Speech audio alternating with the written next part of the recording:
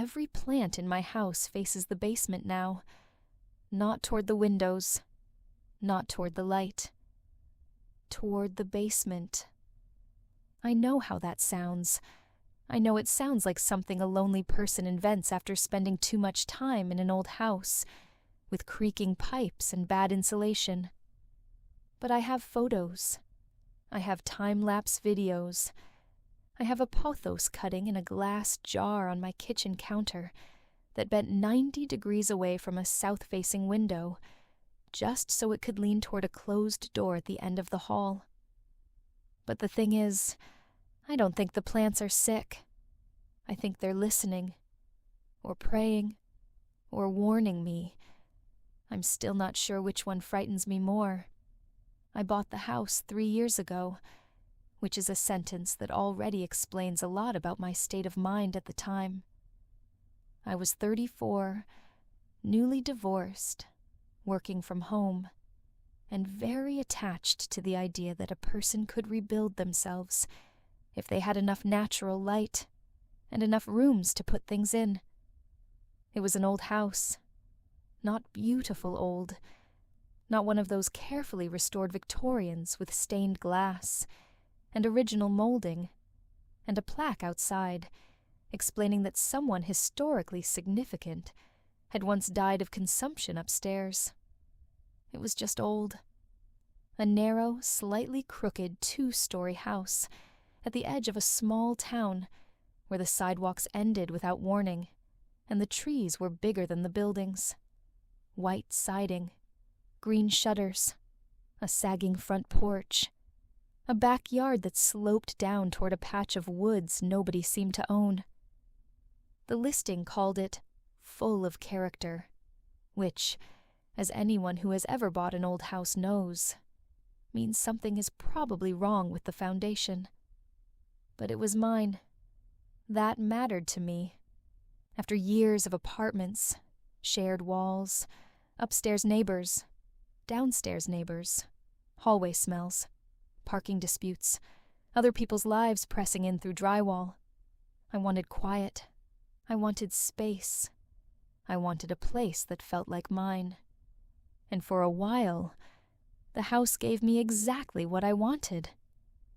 The house made normal old house noises, pipes clicking in the walls, floorboards settling at night, wind moving through seams around the windows.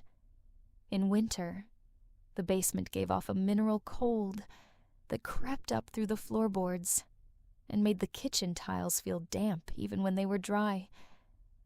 I didn't particularly care for the basement when the realtor showed me the house, but I didn't think it was a deal breaker. It wasn't finished. Bare concrete floor, stone foundation walls in places, cinder block in others, a low ceiling with exposed beams and old wiring stapled along the joists. The kind of basement where you duck without thinking, even if you're not tall enough to need to. It smelled like wet rock. Not mildew exactly. Not rot. Wet rock. Minerals and cold soil. The inspector said it was normal. Old houses breathe, he told me, tapping a moisture meter against the wall. I remember thinking that was an odd thing to say. But I was tired, and the house was cheap, and I had already imagined where I would put my books. The washer-dryer was on the main level, so I wouldn't use the basement for anything except storage anyway. So I bought it. The plants came later. I started with 1 snake plant and 1 pothos, because the internet promised me they were impossible to kill. Then came a monstera, 2 ferns, a rubber tree, a fiddle-leaf fig I absolutely did not have the personality to own, a string of pearls, a philodendron, 3 succulents, a peace lily, and a sad little grocery store orchid I bought on a day I felt sorry for both of us.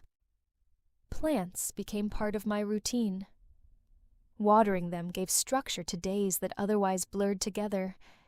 I learned which rooms had the best light, which windows were too drafty, which plants wanted misting, and which ones would rather be neglected.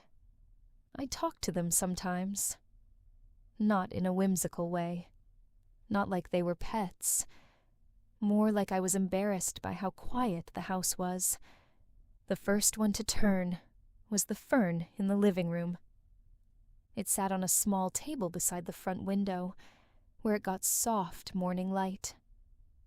For months, it did exactly what ferns do.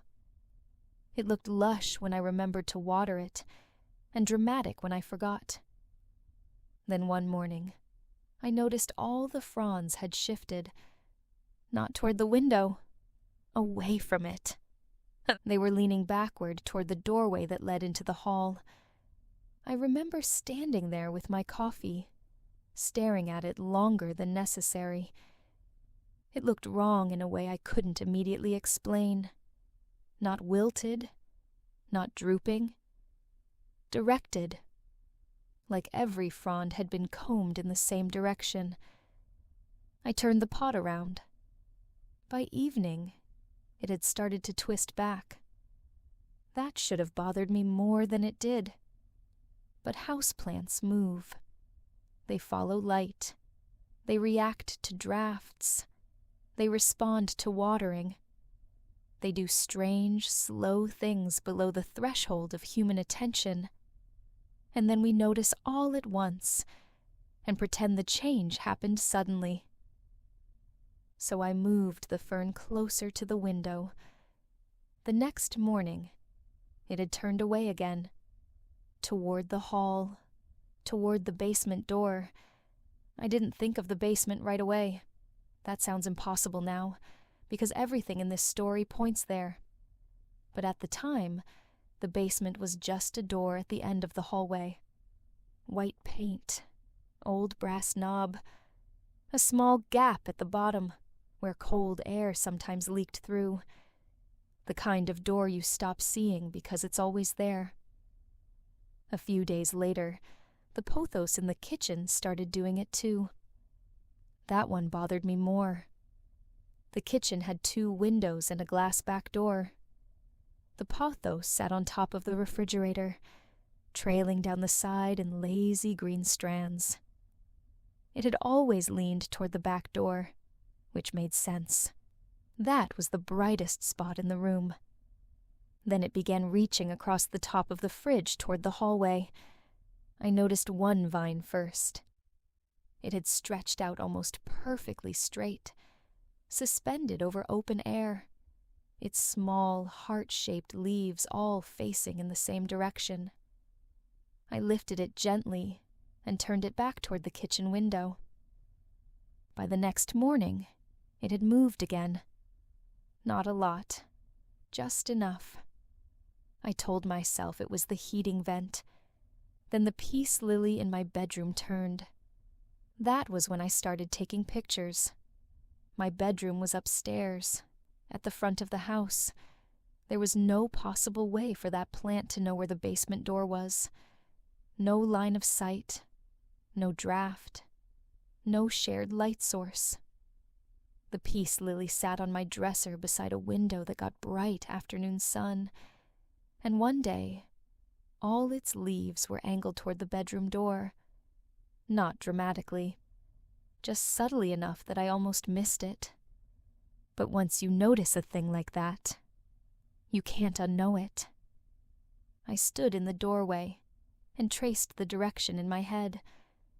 Out of the bedroom, down the hall, left at the stairs, down to the first floor, toward the basement. I laughed when I realized it, not because it was funny, because the alternative was standing alone in my bedroom and admitting I was afraid of a plant. For a week, I made a game out of it. I rotated every pot in the house. I moved plants to different rooms. I put the fern in the bathroom. I moved the peace lily into the guest room. I put the pothos cutting in the kitchen window and marked its position with a piece of painter's tape. Every morning I checked them. Every morning they had turned. Some more than others. The ferns were most dramatic. Their fronds swept in one direction like hair blown by wind. The pothos vines crept sideways across surfaces. The rubber tree shifted slowly, leaves tilting one by one. Even the succulents seemed to lean, which felt ridiculous. Succulents barely did anything. They were basically decorative stones with opinions. But they turned too, always toward the basement. At first, I tried to be scientific about it. I downloaded a compass app.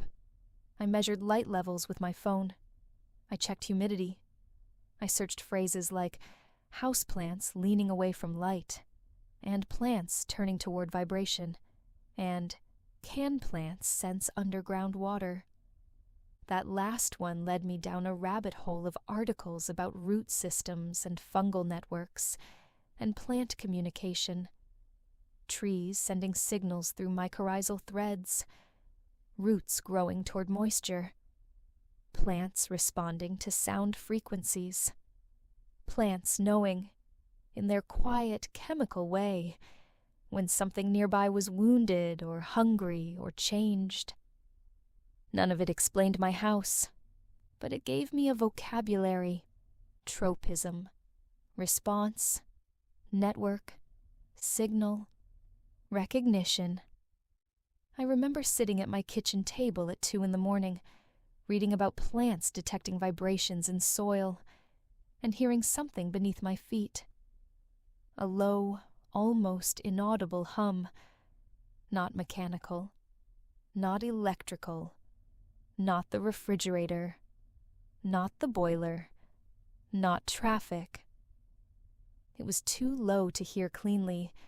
I felt it more than heard it, a pressure in my teeth, a mild nausea at the back of my throat, the kind of sensation you get standing too close to a large machine. Except the house was still. The plants were not. That night, I dreamed I was lying on my back in the basement, half buried in warm dirt, while something beneath me breathed very slowly. When I woke up, my bedroom smelled like rain. Not fresh rain. Rain on soil. Rain after digging. I opened the curtains and found the peace lily turned completely away from the window. One white flower had bloomed during the night. It faced the floor. I should have called someone then. I almost did. But what would I have said? "Hi, can you come over? I think something's wrong with my houseplants." So I called my sister instead. Mara lives 2 states away, and has always been the practical one. I sent her pictures. She texted back, "They're plants. What's the problem?" I wrote, "They're growing away from sunlight." She wrote, "Maybe the light is too harsh." I wrote, "Even the upstairs ones are pointing toward the basement." She wrote, "You need to get out of that house more." That was not unfair. I had been alone too much. Working from home does strange things to time. You start measuring days by household tasks: laundry, coffee, dishes, trash day, watering plants. The outer world becomes optional, then inconvenient, then strangely unreal. So I tried to be normal. I opened the windows. I cleaned. I went into town. I bought groceries. I made small talk with the cashier. I walked around the garden center, partly to prove to myself that I was still the sort of person who could be comforted by ordinary living things. That was where I bought the new plant. A small calathea, with dark green leaves and pale veins like painted brush strokes. It looked healthy, dramatic, a little high maintenance. I chose it because it had no connection to the house, no history, no pattern. I brought it home and put it in the brightest upstairs room, directly in front of a window. Then I shut the door. For 2 days it stayed normal. I checked it obsessively. Morning, afternoon, night. It held its leaves toward the window like any sane plant should. On the 3rd morning, I opened the door and felt cold air spill around my ankles. The room smelled faintly of the basement. The calathea had turned. Every leaf. Not wilted, not twisted randomly. Turned. Toward the closed bedroom door. I stood there for a long time. Then I picked up the plant, carried it downstairs, and set it in the hallway facing the basement. I don't know why I did that. That frightens me now. Not the plant turning. The fact that my first instinct was not to throw it away, or leave the house, or call someone. My first instinct was to put it where it wanted to be. After that, things became harder to dismiss. The pothos started growing faster.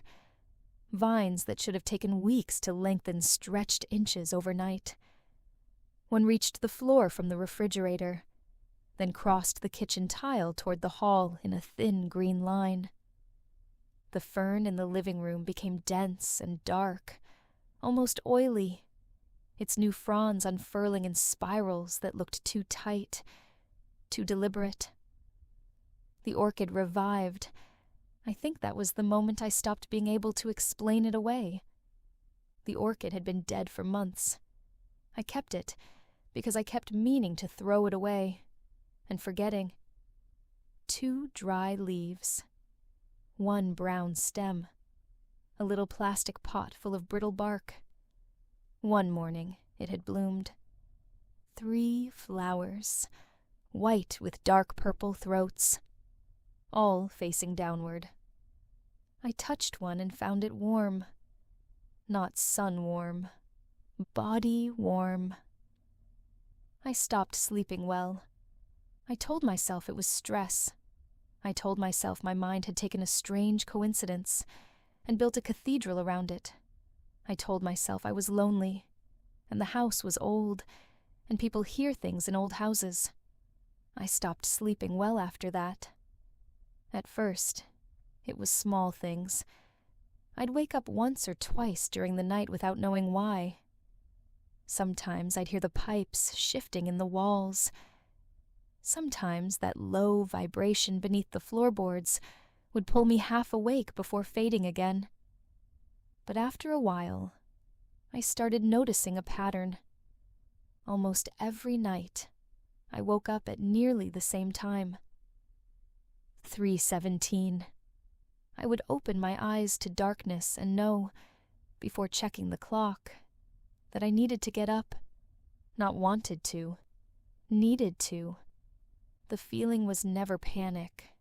That would have been easier. Panic has edges. Panic says run. This was calm. This was a soft certainty in the center of my chest. Go downstairs. I fought it the first few nights. I stayed in bed with the blanket pulled up, listening to the low hum move through the walls. But eventually, I would find myself standing in the hallway. Then at the top of the stairs. Then downstairs. Then outside the basement door. The first time I woke up with my hand on the doorknob, I cried. Quietly. Embarrassed, even though no one was there. The brass knob was warm. Everything else in the house was cold, but the knob was warm. I went back upstairs and shoved a chair under my bedroom door, like you do to prevent sleepwalking. The next morning, the chair had been moved neatly aside. Not knocked over. Not forced. Moved. And every plant upstairs was facing my room. That was the first time I wondered whether I had misunderstood them. Maybe they had not been reaching for the basement. Maybe they had been watching it. like animals staring at a door before an earthquake, like birds going silent before a storm. That thought should have comforted me. It didn't. Because if the plants were watching the basement, then something in the basement was worth watching. And if they had turned toward me, that meant something had changed, either in the house or in me. I started noticing my own behavior after that. I forgot to open curtains. Not once. Not occasionally. Every day.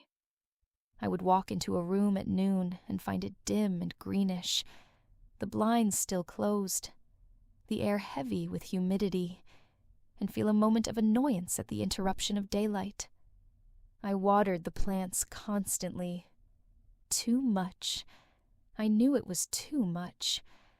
I could see water gathering in saucers, soil turning black and glossy, leaves thickening with moisture. But whenever I saw dry soil, something in me recoiled. It felt cruel. I began drinking water the same way, glass after glass. I would wake in the night with my mouth dry, drink from the bathroom faucet, and stand there long after I was finished, watching water circle the drain. Food lost some of its appeal. Sunlight irritated me, not painfully, just emotionally. It felt loud, exposing, artificial somehow, despite being the most natural thing in the world. The basement felt different. The basement felt quiet. I did not go down there, but I stood outside the door more and more often. Sometimes after meetings. Sometimes while waiting for coffee to brew. Sometimes in the middle of the day, with no memory of leaving my desk. I would stand there with one palm against the wood and feel the faint vibration from below. It was not a voice. I want that understood. I never heard words. I never heard my name. It was worse than that. Words would have made it human. This was older, a pressure, a rhythm, a patient invitation in the beams and pipes and bones of the house. The first structural change I noticed was in the living room. I realized it after I knocked over a glass of water when I was on a work call. Instead of spreading evenly across the hardwood, the water streamed in a thin line toward the hallway, toward the basement door. As I mopped it up, I noticed the floorboards had started to warp. Just slightly. Old house, I told myself. Settling. Foundation issue. That was normal. Expensive, but normal. I called a contractor. His name was Paul. He was in his 60s, with bad knees and the tired confidence of someone who had seen every possible way a house could disappoint a person. He came on a Thursday afternoon. The moment he stepped inside, he paused. "Smells damp," he said. "I know." He looked around at the plants. By then, I had stopped pretending the arrangement was normal. Nearly every plant in the house had drifted closer to the hallway over time. Some of them, I knew I'd moved myself. Others, I honestly couldn't remember touching. Some sat on the floor in a loose semicircle around the basement door. The pothos vines lay across the floorboards like green cords. Paul stared at them. "You like plants," he said. I almost laughed. Instead, I said, "The basement's this way." He didn't want to go down. I saw it before he said anything. His hand rested on the basement doorknob, and his face changed. Not fear, exactly. Recognition's uglier cousin. He opened the door anyway. Warm, wet air breathed out. That is the only way I can describe it. Not drifted, not rose. Breathed. Paul stepped back. "You got a serious moisture issue," he said. His voice had gone flat. I reached past him and turned on the basement light. The bulb flickered, then steadied.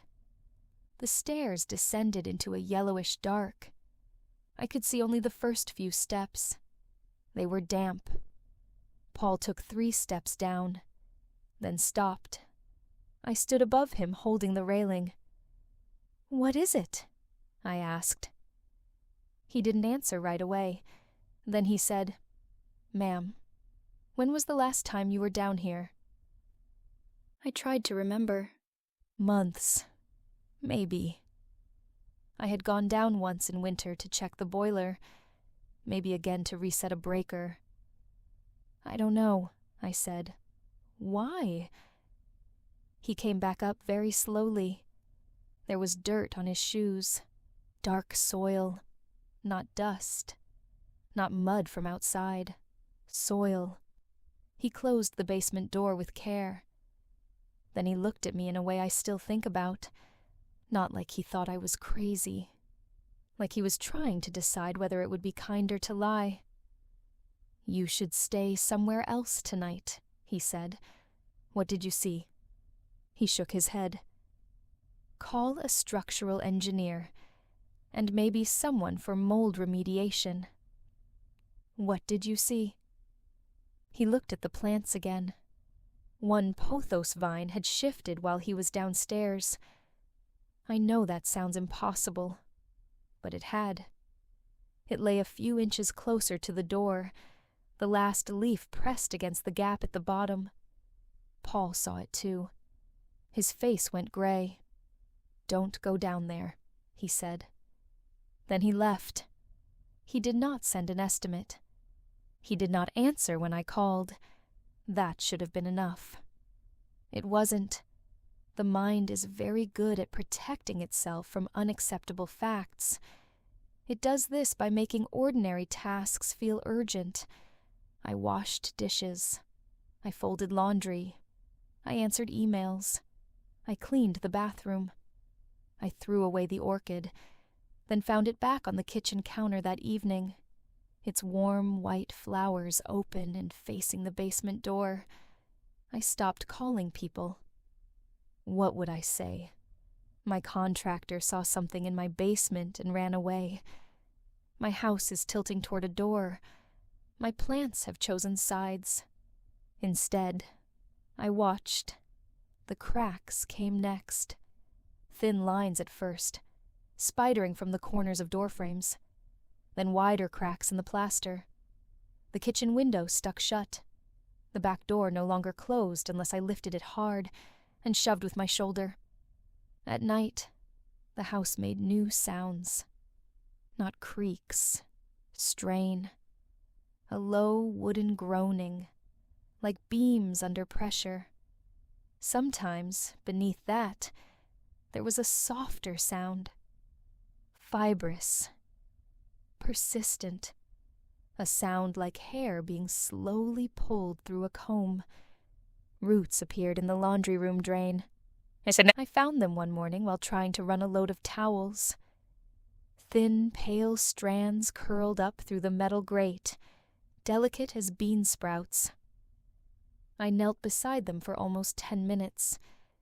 They moved when I breathed. Not much. Just enough to make me stop breathing. I poured bleach down the drain. The smell was horrible and sharp and human. The next morning, the roots were back. Thicker. Green at the tips. I did not pour anything on them again. By then, the basement door would not stay shut. I locked it. It opened. I wedged a chair beneath the knob. The chair slid away. I put a stack of books against it. In the morning, the books were damp and swollen.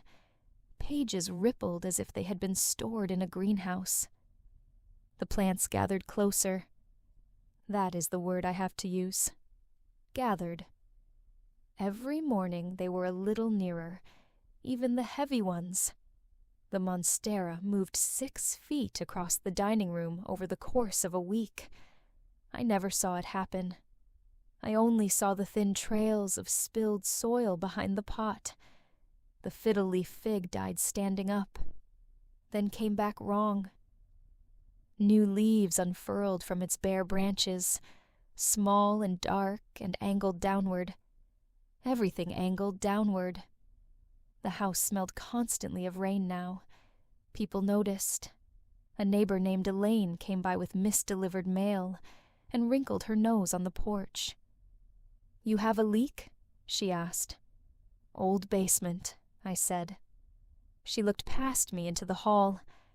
The plants were visible behind me, all leaning toward the same closed door. Elaine's smile weakened.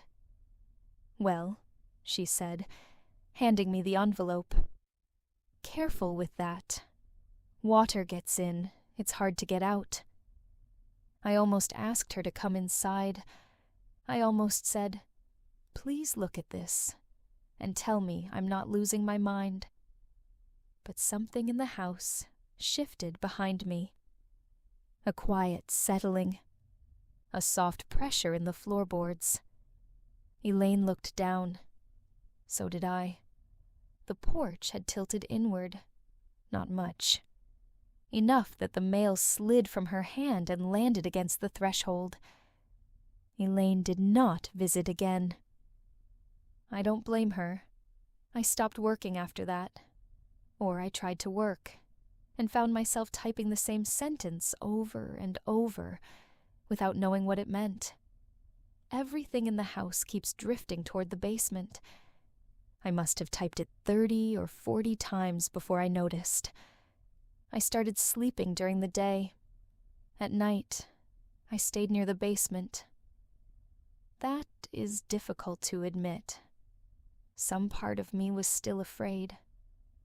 Some part of me still understood that what was happening was wrong. But another part, a quieter part, had begun to feel relief there. The air by the basement door was warm and damp. The vibration in the walls steadied my breathing. When I stood there long enough, my thoughts loosened. My worry softened. The sharp edges of my life became less important. Bills, emails, family, my old marriage. The version of myself I had been trying so hard to rebuild. All of it felt temporary near that door. Human things. Surface things. Once, around dawn, I woke sitting on the floor with my back against the basement door. The plants had formed a ring around me. Not perfectly, not theatrically, just close enough that I could not stand without moving them. Their leaves were all angled toward me. I whispered, "What do you want?" No answer came. Of course it didn't. But beneath me, under the floor, something pulsed. One slow movement, then another, like a root finding water. That was the day I decided to leave. I packed one bag, not carefully. Underwear, medication, laptop, charger, a sweater, passport, some cash.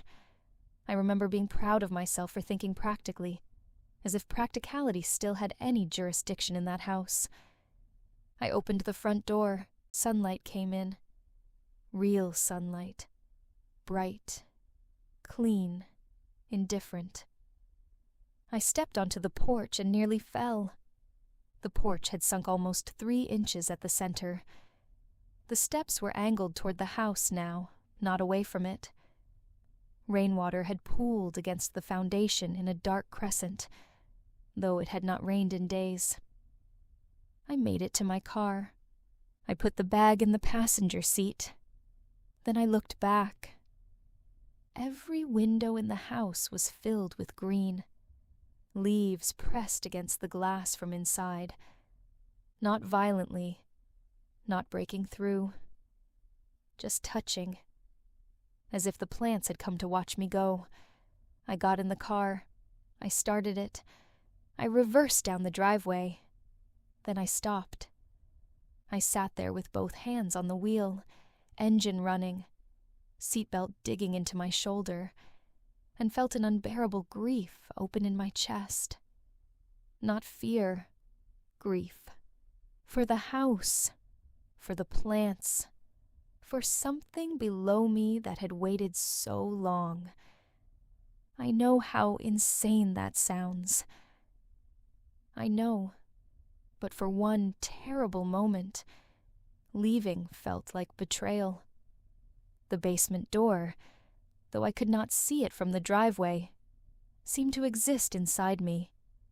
A warm shape, a downward pull. I drove to a motel anyway. I lasted one night. The room was dry and overlit. The sheets smelled like bleach. The air conditioner rattled. A lamp buzzed beside the bed. I lay awake until morning, missing the sound beneath the house. At 6:12 a.m., I drove back. The front door was open. Not broken. Open. Inside, the house was humid enough to fog my glasses. The plants were gone from the windows. At first, I thought they had died. Then I saw the trails. Soil across the floors. Dark smears on the stairs. Vines dragged through dust. The plants had moved to the basement door. All of them. Every pot. Every cutting. Every dead thing that had revived, and every living thing that had bent itself away from light. They surrounded the door in layers. The pothos vines had slipped beneath it. The fern fronds pressed against it. The calathea leaves were raised as if in attention. The orchid sat at the center. Its white flowers bowed toward the crack at the bottom. The basement door stood open about an inch. Warm air moved through the gap. I should have run. Instead, I put down my bag. I walked forward. The plants made no sound as I stepped between them. But I had the awful sense that I was being allowed through. The door opened when I touched it. The basement stairs descended farther than they should have. That was my first clear, undeniable proof that the house was no longer obeying its own dimensions. There had always been 15 steps. I knew that. I had counted them before without meaning to, the way people count stairs in their own homes. Now there were more. I could not see the bottom. The light switch did nothing, but the basement was not dark. A faint greenish glow rose from below, not bright enough to illuminate exactly, but enough to suggest shape. Wet walls, hanging roots, the slick gleam of moisture on wood. The smell was overwhelming. Soil, rain, leaves crushed underfoot. Deep earth opened after centuries. I took the first step down, then another. The air grew warmer as I descended. The walls were no longer concrete. Or maybe they were, beneath everything. Roots covered them in thick cords, twisting through cracks, gripping the foundation stones, disappearing into seams between blocks. Some were pale and thin. Others were dark and massive, as wide as my thigh, ridged like old muscle. They did not look like roots from any tree I knew. They looked older than trees. That was the thought that came to me, and I have never been able to shake it. Older than trees. At the bottom of the stairs, the basement opened into a space that should not have fit beneath my house. It stretched outward, low and vast, the ceiling lost in a mesh of roots and beams and shadow. The concrete floor was gone. In its place was black soil, damp and soft, sloping gently downward into the dark. My old storage boxes were half buried. The boiler leaned at an angle, wrapped in roots. The support posts had split open, not from pressure outside them, but from growth within. Thin green shoots emerged from cracks in the wood, trembling faintly in the warm air. And the plants from upstairs were there, not in their pots anymore. Their roots had broken through ceramic and plastic. They had entered the soil, the fern, the pothos, the peace lily, the monstera, the orchid. Even the succulents, ridiculous little things, had opened at the base and sent thin roots into the earth. They were all facing the same direction. Down, not toward the basement, not toward the door, toward what lay beneath it. I walked farther in. The soil gave under my feet. Something shifted below, not near me, everywhere. A vast, slow movement beneath the ground, too large to localize. The roots along the walls tightened. Dust sifted from the beams overhead. Somewhere above me, the house groaned. And then I understood. The roots were not invading the house. They were not growing up into it. They were holding it, pulling it, drawing it downward by inches, by fractions, with the patience of something that did not understand urgency, because it had never needed to. The house had not been settling. It was being taken back, not destroyed, returned. That was when the fear changed. Until then, some part of me had still imagined an enemy, a thing in the basement, a presence, something I could name, resist, escape. But there was no single thing. There was only a system, a living intelligence spread through soil and root and water and stone, vast enough that my house was less than a seed caught in its surface, patient enough to wait beneath foundations, beneath roads, beneath towns. And the plants had known. From the beginning, they had known. They had turned away from the sun because the sun was not the oldest source of life in that house. They had turned toward something deeper, something that remembered them before leaves, before flowers, before gardens, before people started putting living things in pots and calling them decoration. I do not know how long I stood there. Time behaved differently underground. My thoughts slowed. The vibration moved through my legs and into my chest. The roots around the room pulsed softly, not in unison, but in a rhythm too complex for me to follow. It reminded me of lying against someone's chest as a child and hearing a heartbeat from the wrong side of sleep. I cried then, not because I was afraid, because I was tired, because I had spent so long trying to make a life above ground, a house, a routine, a self. And beneath all of it, something older had been waiting without anger, without mercy, without even noticing me until I became still enough to notice it back. I went upstairs eventually. At least I think I did. The house looked smaller afterward, temporary. The rooms felt like a thin shell around something immense. I opened every curtain, but the light seemed weak, flat, decorative. The plants did not return to their places. They remained downstairs now, rooted. The hallway is empty except for trails of soil and the vines that still cross the floorboards, thicker every day. I sleep near the basement door most nights. Not always. There are still moments when I remember I should be afraid. Sometimes I wake in the living room and see the floor sloping more steeply than before. Sometimes I hear beams cracking under the strain. Sometimes I notice that the front steps have sunk another inch, or that rainwater runs toward the house from every direction, even uphill.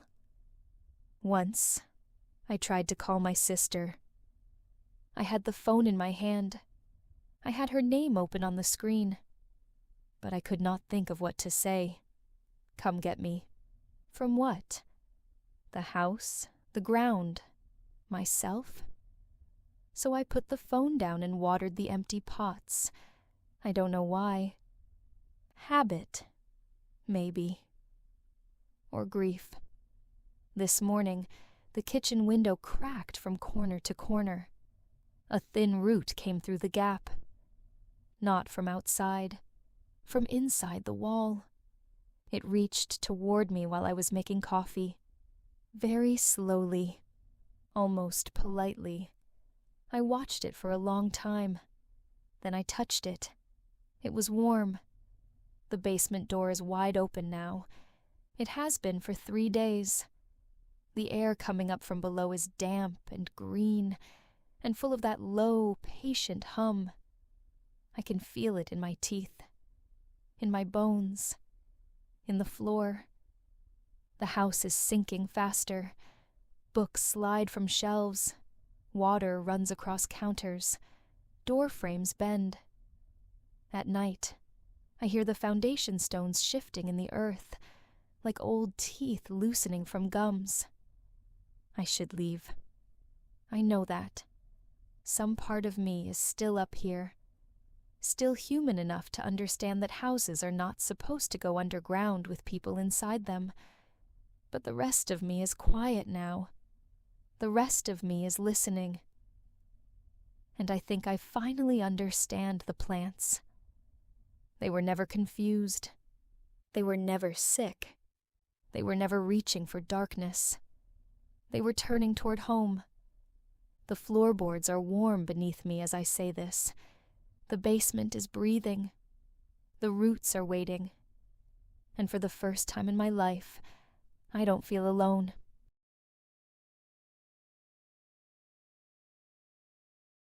If this one got under your skin, there are more waiting. Subscribe to the leather-bound grimoire